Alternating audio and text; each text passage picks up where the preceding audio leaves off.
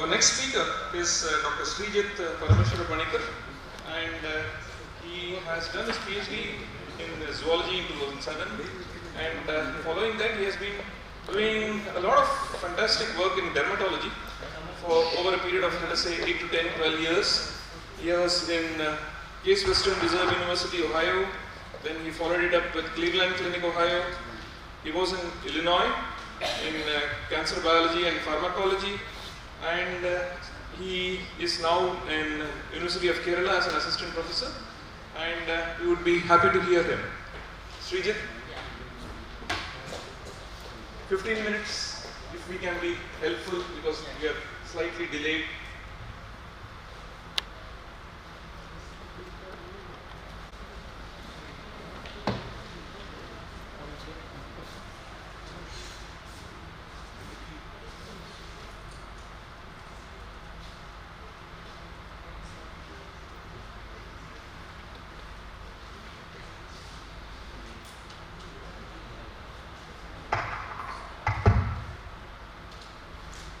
Good morning. First of all, I thank the organizers and the SNCD Society to give me this opportunity, and I also thank the chairperson to allow me to present my work in front of this august audience. And I'm talking about there are two important organs in our body have their own immune prevalence mechanism. One is actually the eye, and another one is hair follicle. And I'm very happy to follow Vivek because these are the two important has its own mechanism. And I'm talking about how this mechanism actually affected and what are the reasons behind that. And I working in one of the important many people are actually facing, and that condition we call it alopecia. And we know that alopecia is a pathological condition affecting the hair follicle. And we know there are different, that is actually a medical term for hair loss, that is called alopecia. There are plenty of reasons actually inducing hair loss, like aging, genetics, some medications, malnutrition, autoimmune disorder, chronic inflammation, or the important factors actually affecting the hair follicle and induce hair loss. In addition to that, and our lab is actually focusing on some other factors, how this is actually contributing to hair loss. That is one important factor is nuclear receptor called pepper gamma, and already there are a lot of studies are there how this pepper gamma mutation affecting in the hair loss. And another important factor is how the cholesterol biosynthesis affecting the hair loss. And another important aspect our lab is actually concentrating on activation of xenobiotic responsive element, and these elements are actually induced by some of the environmental factors, and these factors can be contributing hair loss. These are the major, another important area we are actually looking into that, and these are because we know that this loss is considered as it's a neglected disease, and not many people are actually working on that. And obviously the alopecia is divided into two different categories, scarring alopecia and non-scarring alopecia. And in scarring alopecia is that there will be a permanent hair loss is there, and there will be a severe inflammation, and there will be a loss of follicular ostia, atrophy, inflammation, and permanent scarring are the hallmark of this particular condition.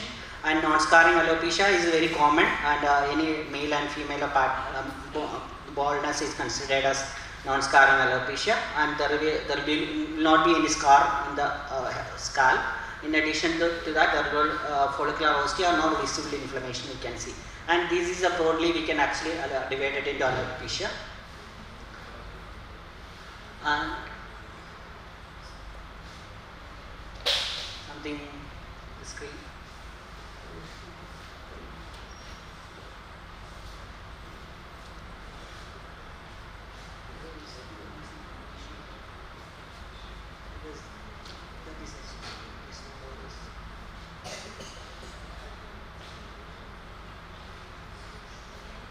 Okay.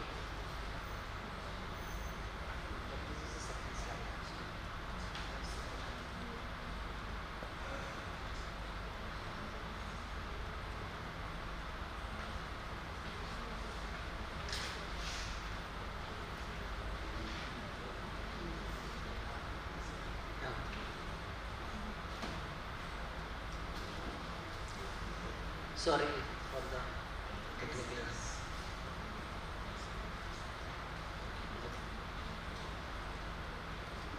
there are non-scarring alopecia, again categorized into different categories like androgenetic alopecia. These are couple of examples commonly seen alopecia, non-scarring alopecia. Androgenetic alopecia, we know that is the normal alopecia we can see, and that is otherwise we call it male and female pattern of baldness.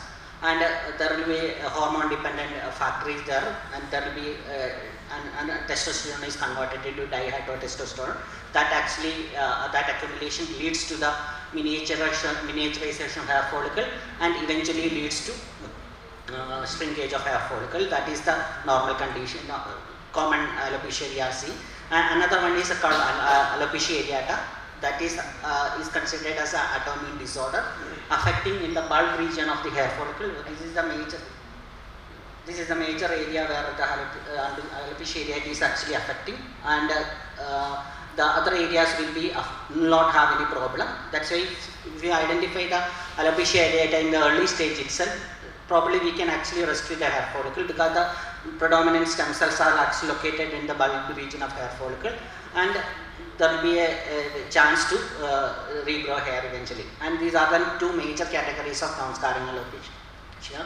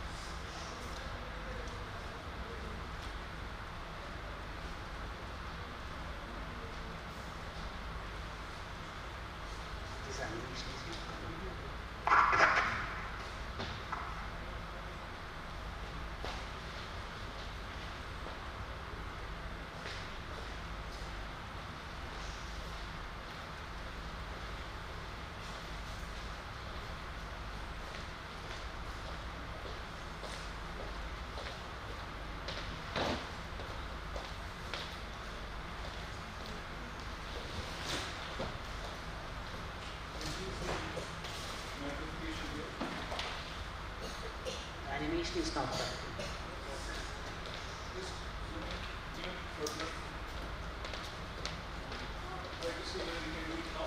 Yes. And another one is scarring alopecia. That is another subtype, and we know that there is severe inflammation is targeting the permanent portion of hair follicle where the sebaceous gland and follicular stem cells are located. This is the area predominantly affected in scarring alopecia. And depending upon the type of inflammatory cells present in the hair follicle, or scarring alopecia is again divided into three different categories: lymphocytic, neutrophilic, and mixed. Lymphocytic means predominantly lymphocytic cells are there. This is the way the clinicians are actually diagnosed what type of alopecia the individual have. And all these alopecia end stage actually replaced with fibrous tissues, and the sebaceous gland and will be severely affected. And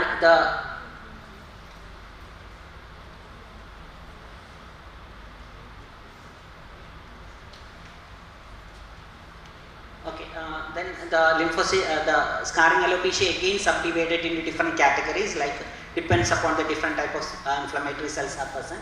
That is lymphocytic, neutrophilic, and mixed. And lymphocytic again subdivided into, like in planopilaris, frontal fibrosing alopecia, and central centrifugal superficial alopecia. In frontal fibrosing alopecia is very much prevalent nowadays, because the reason is we are now thinking that some environmental factors are actually contributing for that, and predominantly seen in postmenopausal women. And then neutrophilics, basically neutrophilic cells are predominantly there. Then there are folliculate decalvans and tufted folliculitis, and folliculate necrotica is a mixed type, and there will be a severe inflammation is there, and there will be a lot of pus will be oozed from the hair follicle. And all these conditions, the end stage, there will be a lot of fibrosis we can see. That is, we call it scarring alopecia.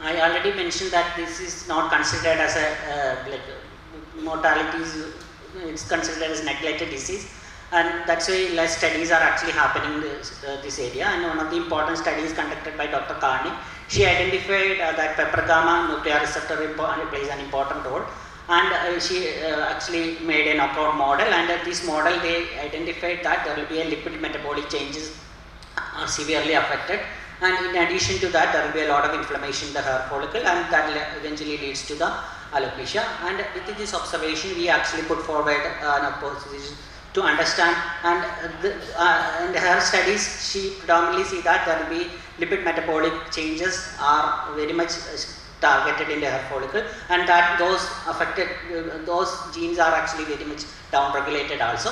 And we want to know that how these cholesterol and these lipid metabolites are actually have an important role in the maintaining the homeostasis mechanism of hair follicle, and that's why we did the studies. And we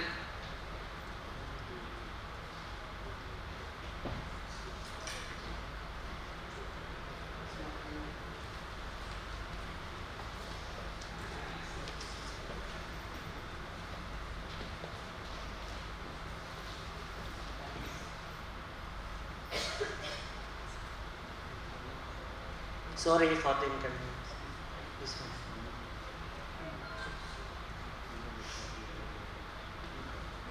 And to understand that actually we did the genome profiling of around 35 different patients in different categories of alopecia, and we did genomic transcriptome analysis and did the heat map, and this heat map we can clearly see that compared to the normal samples and the unaffected and affected samples are severely the cholesterol biosynthesis gene are significantly downregulated, all these being representing the downregulated cholesterol biosynthesis gene.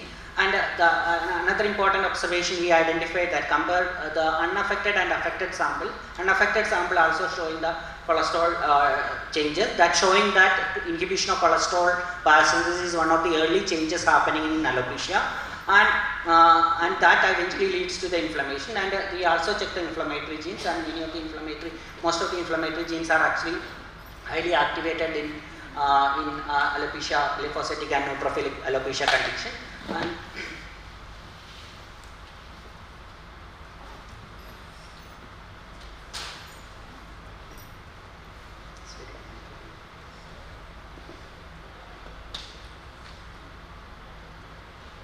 sorry.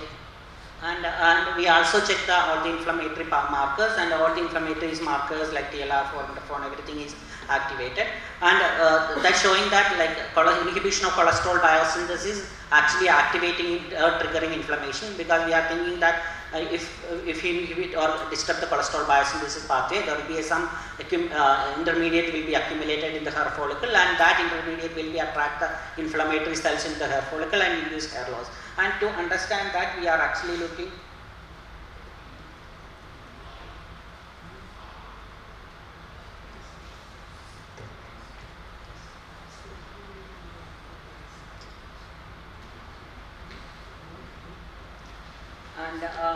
I looked at ingenuity pathway analysis, and with this using ingenuity pathway analysis, we identified that cholesterol biosynthesis is the top toxic pathway in all this system, because this gene actually related to cholesterol biosynthesis actually have some toxicity to the system, and in addition to that, all the genes related to this particular system is actually down regulating.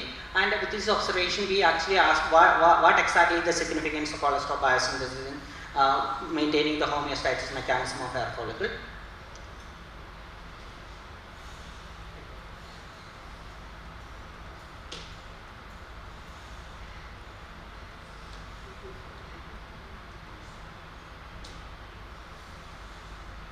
And that's why there are a lot of we know that the stem cells in the hair follicle, and there are different type of stem cells are actually present in the hair follicle, and these stem cells have some kind of interaction with cholesterol biosynthesis. Like stem cell like there will be a palmitate binding domain in the N-terminal, and the Sonic have both cholesterol and palmitate binding domain, and that's why any kind of interaction, any kind of changes actually adversely affecting the stem cell proliferation activity or stem cell differentiation process in the hair follicle. And we think that suppose there will be a severe changes happening in the condition with the inhibition of cholesterol biosynthesis.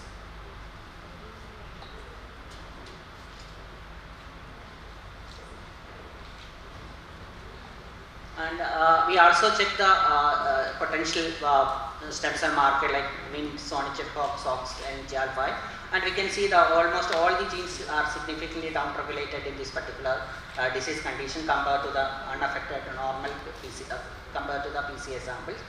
Normal and PCA sample, and we can see that LGR5 is one of the predominant marker. We can see stem cell marker, we can cells which we can see in the hair follicle, and that is actually significantly downregulated. And with this observation, we ask how are these stem cells are regulated, and is there any link between decreased cholesterol biosynthesis and stem cell markers? 5 more minutes, Srijit. Sorry.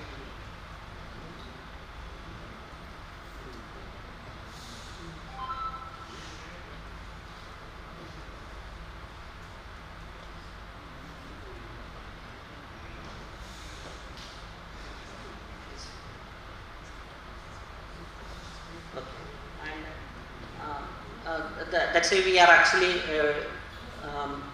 this is the cholesterol biosynthesis pathway. We are actually inhibiting the cholesterol biosynthesis pathway and looking at what is happening in the stem cell proliferation or stem cell mechanism. And this is the last step. We are actually identified that DHCR7 is one of the important cholesterol biosynthesis marker is significantly downregulated. That's why we are actually selected in the end stage of the cholesterol biosynthesis. The 7-dehydrocholesterol is converted into cholesterol, and we are fortunately we received we got inhibitors like BN1766 as an inhibitor that actually inhibiting the cholesterol biosynthesis. And if suppose we are inhibiting, there will be some intermediates will form, and the 7-dehydrocholesterol is one of the precursors we are actually selected for this particular study. And we also did 3 different like in vitro analysis, organoid culture, and in vivo analysis to understand this mechanism. In vitro analysis, we are actually used primary cell called human hair follicle outreach cell and treated with 70AC and BM1576. And we also used in vivo model, and in vivo model we are used LGR, the mice model where the LGR5 stem cell will be linked with GFP, and this model we are actually treated same way we are actually treated with 70AC and BM1576 topically in the telogen phase of the hair follicle hair growth, and depilated in the 7 week of individual, and 15 days we are actually subsequently treated with 70AC and BM1576. And we also use organoid culture, and we are collected hair follicle from the transplant clinic, and we use that organ for study and we are used 70AC and BM1576 for the particular analysis. And interestingly, we identified that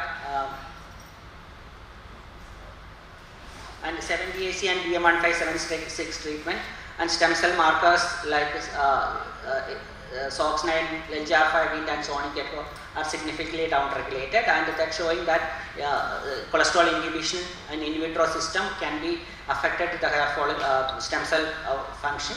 And we also validated through protein expression, and clearly we can see that 70AC and BM1576 treatment inactivate the stem cell function. And next we are actually did in vitro system. Here we are used LGR5 mice model. LGR5 is actually in LGR5 GFP is actually expressed, and this model we are actually treated with 70AC for 15 days or BM1576 for 15 days, and we can clearly see that compared to the in normal individual there will be a complete hair growth after 15 days, But in the BM1576 treated individual, there will not be any hair loss. And in addition to that, we are also checked the stem cell markers. All the stem cell markers also significantly down-regulated, and similarly, there is a TGF beta expression is activated. Then there will be a inflammation, and there will be down-regulation of cholesterol biosynthesis.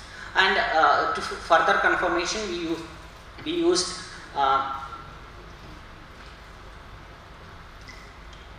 two-photon microscopy, and this microscopy, because this mice is actually expressed GFP in LGR5 GFP expressed, and we can clearly see that in the wild type individual there will not be any LGR5 expressing cells, and that's why LGR5 is not GFP is not expressed in the wild type individual. That's why we cannot see any LGR5 expression. But in the DMS or vehicle control individual, we can see abundant expression of the LGR5, GFP, we can see that. After the treatment, BM1576, there will be an inactivation of LGR5 expression. That's showing that, again showing that there will be a cholesterol inhibition inactivate the stem cell. And we also looked at 70 AC, and this is what considered as a precursor, or some intermediate can be formed, and that treatment also showing similar result. After 15 days there is a complete hair loss, hair growth, and in the 70 AC treated individual there will not be any hair, and all the stem cell markers also significantly down-regulated. And similarly we treated with the 70 AC also, and compared to the here in the vehicle treated individual, there will be LGR abundant expression of LGR5, there will be a significant reduction of LGR5 after 70 AC treatment. Srijit, can we? Two more slides. Yes, can we do it quickly? Yeah, yes. And then we ask a question, how this is actually, what happened to the stem cell, what is the fate of stem cell, and they are actually going to apoptosis, or they are actually moving to different area and doing some kind of different lineages. And that's why we are actually use BRDO plus Chase experiment, and this experiment we are actually treated BRDO in the 25 day and Chase the stem cell marker, and the last 60 days we are actually sacrifice individual and look the histology, and we can see that there will be stem cell marker are completely destroyed in the LGR5 70 AC treatment, and similar observation we can see in the case of BM1576 also. And this is a tunnel studies, and there are 14 days, 7 days itself there will be a severe apoptosis happen, and that's also this result also showing there will be a drastic reduction in the stem cell morph. And we also use the organoid culture, and organoid culture also showing there will be a reduction in LGR5, SOX9 and Doppler gamma expression, and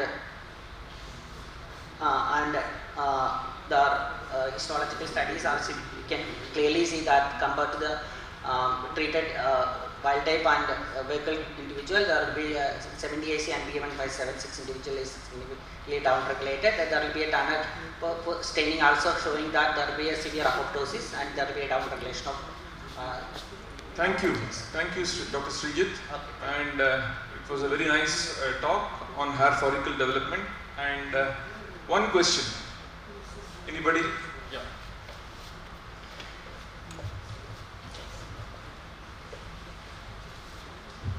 Sir, thank you very much for informative presentation. Sir, cholesterol is needed for every cells in our body. If we inhibit that metabolic pathway, then what will the impact on our normal cells? Cholesterol is needed for each and every cell of our body. And if we inhibit synthesis of cholesterol in this situation, then what will affect, how it will affect on our normal cells? What? Yes. And here we are actually the biopsies. Knocked out.